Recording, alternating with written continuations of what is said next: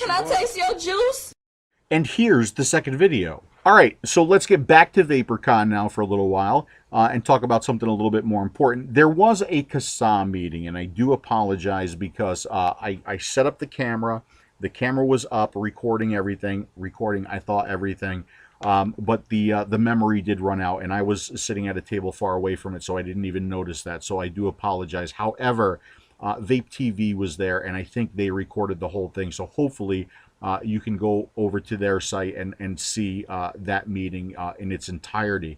Okay, but I did have the opportunity to sit down and talk to Lou and to Linc from AEMSA, as well as to Azim, who is an attorney who is on our side and fighting for us. And this is how that interview went. I'm already rolling, so okay. Lou, take it away. Lou Ritter, president of AEMSA, American E-Liquid Manufacturing Standards Association, and we've been up about a year now. We just crossed our 1-year anniversary. And if you'd like to see a review of what we've accomplished in our first year, right on our website, if you scroll the homepage a little bit, there's AEMSA's first year President's Review. A lot of information there. We're now up over 20 general manufacturing members, and we've got more in queue.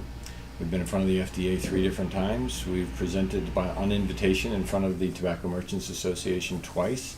First at the annual conference where Mitch Zeller, the director of CTP for the FDA, was the keynote speaker. And along our travels and at TMA, we got to meet Azim Chowdhury from Keller and Heckman. AEMSA, we'd worked with a couple different law firms, and we're very, very happy with Keller and Heckman. We feel very well represented. Azim has, the firm is in Washington, D.C.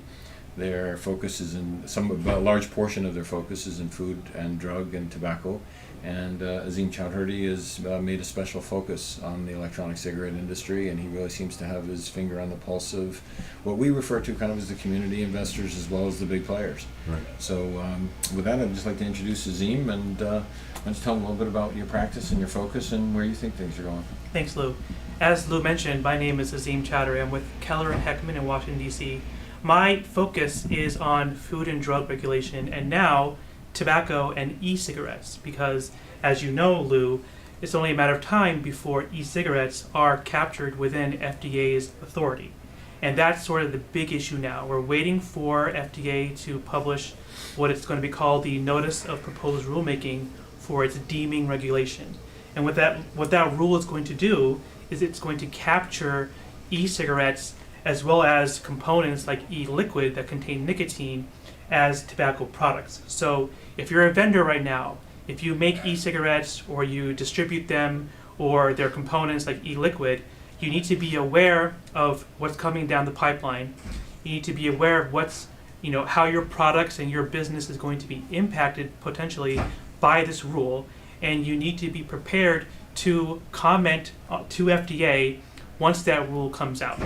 You can join organizations such as AEMSA that can help you do that.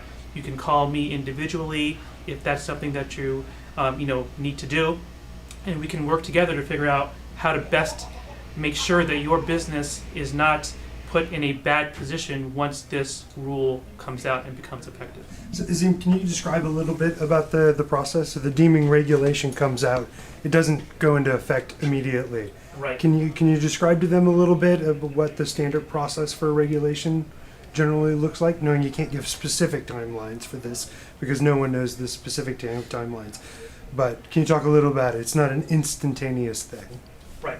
No, it's not going to be instantaneous because this is not a law or a statute that's coming from Congress. This is at the federal agency level. So there's a process called the Notice and Comment Rulemaking process that all federal agencies like the FDA have to abide by in order to make a new regulation.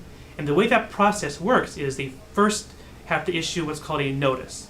And that notice, in this case, is going to contain the draft rule. It's going to have what FDA is thinking about, how it's thinking about regulating these products. After that rule is published, when after that date comes out, it's going to be followed by a 2 to 4 month comment period, so that vendors, consumers, advocates, anyone who's interested in this, the stakeholder, will have the opportunity to submit comments to FDA explaining, what's right or wrong about their draft regulation. Okay, so basically that 4-month period is the most important 4 months in our lives. I mean, the way I see this, that's when It's absolutely critical Yeah. to submit comments. FDA is obligated to review those comments and analyze them and respond to them in their final rule. So, if you send in information to FDA, outside of the comment period, they don't have to look at it. They don't have to say that it's, that it was within their, evidence of information, But if you do it during the comment period, then it's on the record, it's publicly available. All the comments are submittable. Not all of them, but at least most of them will be posted on FDA's website, so you can see who else is saying what. It's a very transparent process, or it's intended to be. So that's the initial process. Those first 2 to 4 months are going to be huge, in terms of letting FDA know, what they should do and how they should regulate your products. Following that, the rule has to become finalized. It'll probably take 1 to 2 years for any draft rule to become an effective regulation. That's generally how it works. They could do things a bit faster in this case because there is so much media and political pressure now revolving around e-cigarettes and these products. Everyone's talking about them. They're all over the news. The state legislators are coming out with their own regulations all the time. So this is something that's a really hot button issue. So it could happen a little bit quicker, but it generally takes about a year. So it won't be instantaneous. You wake up one morning and all of a sudden you're, subject to these rules. Okay, so it's not something that's going to happen overnight. All right, Exactly. so we do have a period where we can potentially fight if there's things in there that we don't like, right? And support the things that we do support. Of course, right. So, Azim, could you, if you could give advice to some of these entrepreneurs that are just started a new business or thinking about starting a new business, what would you say to them and how to view the steaming regulation, or manufacturers who are thinking about building new products? What's kind of you think is a good general advice? Well, if you're looking to get into this industry, do so responsibly. Make sure that you have the highest quality ingredients you can get, that that your standards in making if it's liquid or your devices meet the quality standards of an organization such as AEMSA. Make sure that you basically act responsible. If you are, thinking about getting into the business and you're not in it yet, I would do so sooner rather than later.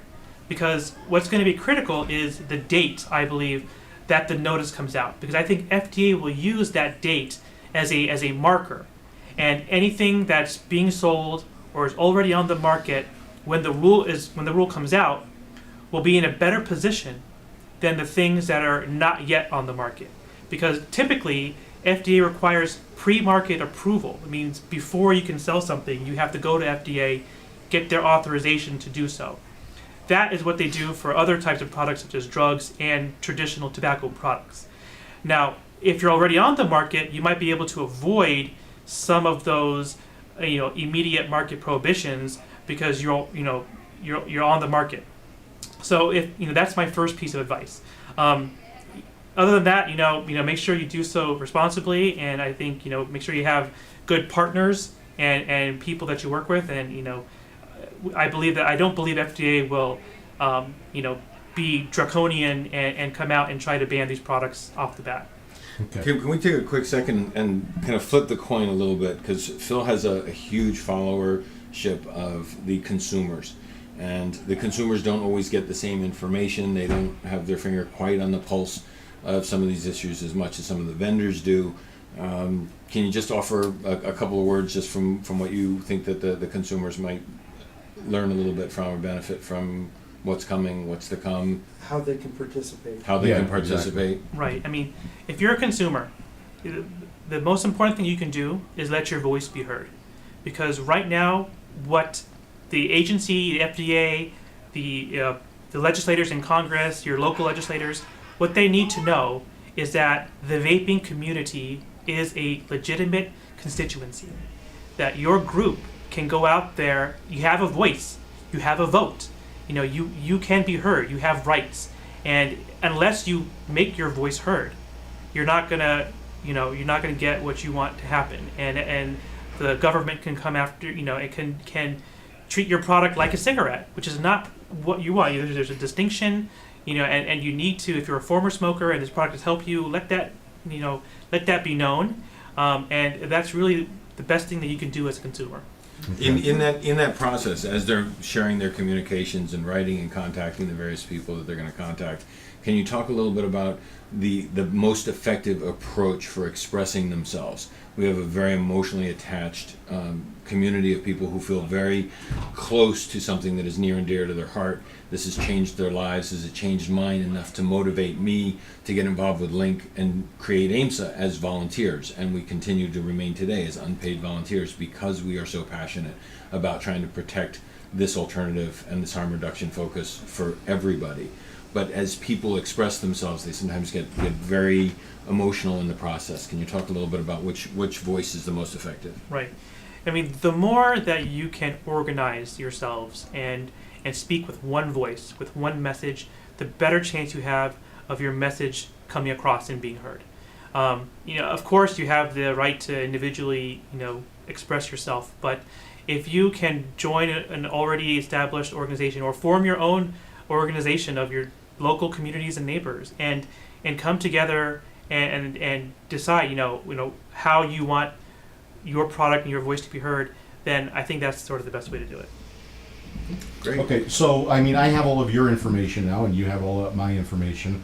And as more news comes out, I hope you make it available to me so that I could put it up on tasterjuice.com Absolutely. and let people know. Absolutely. And as you have more ideas for not only the consumers but also for the vendors on how they can get more involved or fight for things that they don't like and support things that they do like, let me know, okay, so that I could put that information out there and just let the people who do visit Taster Juice that get that information. One other thing for the viewership, Azim did a nice interview with Dimitri and the Vape team. Yes. I think it was about 3 weeks ago. Yeah. Maybe when you put this up, you can put a link with the date or something, put that on there so people can go get a little more information Okay. from what Azim has to offer. Yeah, I was going to do that, Lou. Please don't tell me what they do. All right.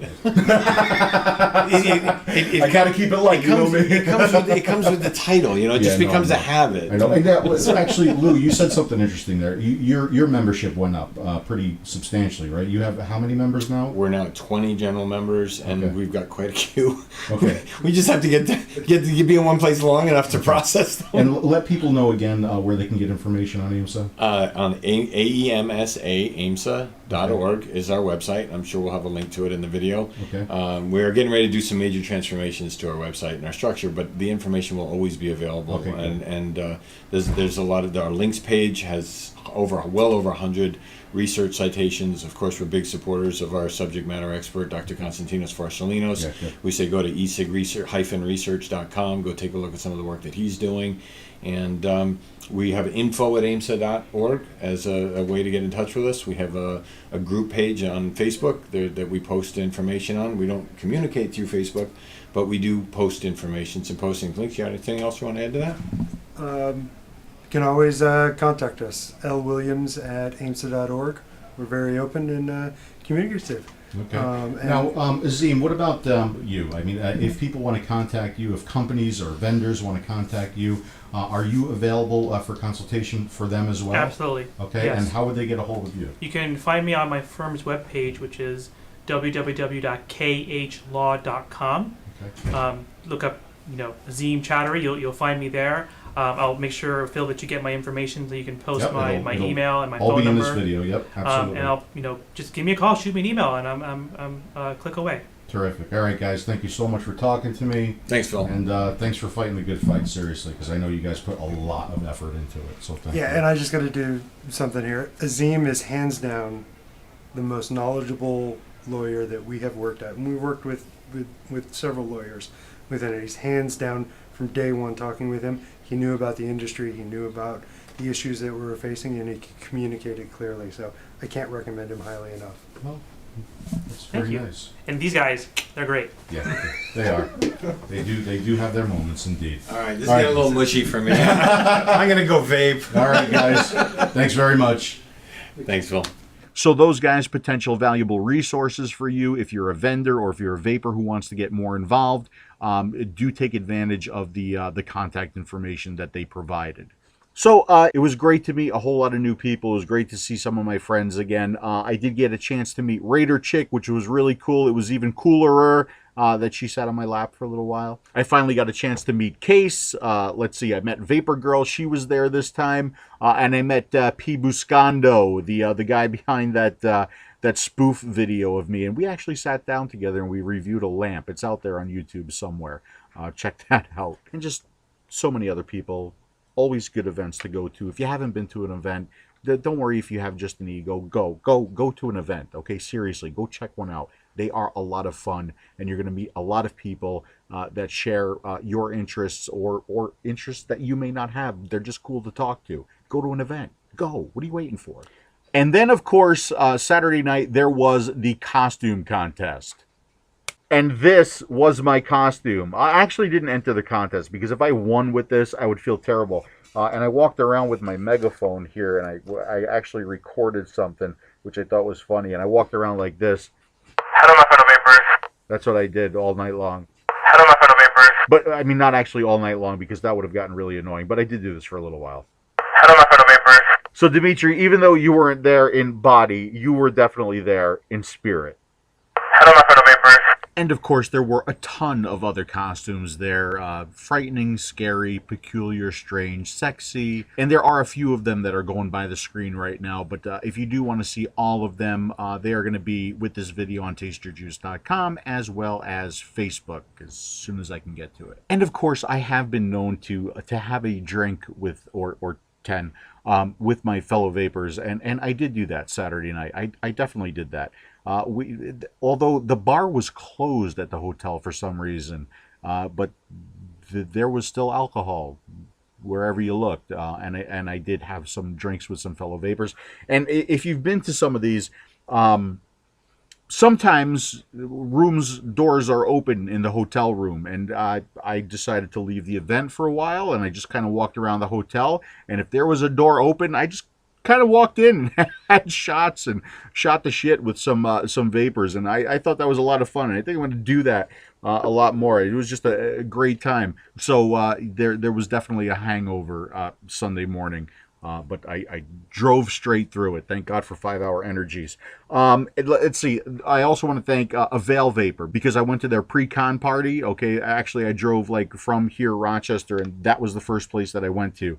And I hung out with those guys for a while. Very cool shop too. As a matter of fact, I thought they did something really cool. They had a whole wall, this whole wall of, sometimes when you go to vape shops and you want to taste juices, they have like a setup of all like pre-filled cartridges or pre-filled Cleros or pre-filled tanks. But they had a whole wall of their flavors with devices. Every flavor had a device, and it was like on those pull cords that you find like cell phones in the cell phone store so nobody steals them.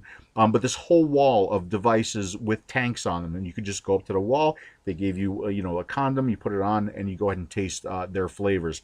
And they did have some good flavors, and I actually picked up a couple of them. So thank you to Avail Vapor, and he was walking around with, and I know Andre is going to be very jealous of this, but he had this backpack hookah thing that was really cool, and he was walking around with that. Oh yeah, hey, I want to start. It may get featured on the site.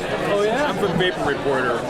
We're a media site. That's all we do. Very cool. Well, thanks, man. I appreciate it. Hey. What is this contraption? You know, it's our backpack e-hookah. It's just for fun, events, stuff like that. You are the real Star Wars vape. Well, thank you. Andre has nothing on your head. Good. It comes in pink. Show everybody. It comes in pink? That's right. Oh, you can get this in Dimitri pink? Of course. Nice. Just for him. That's awesome, man. Thanks, man.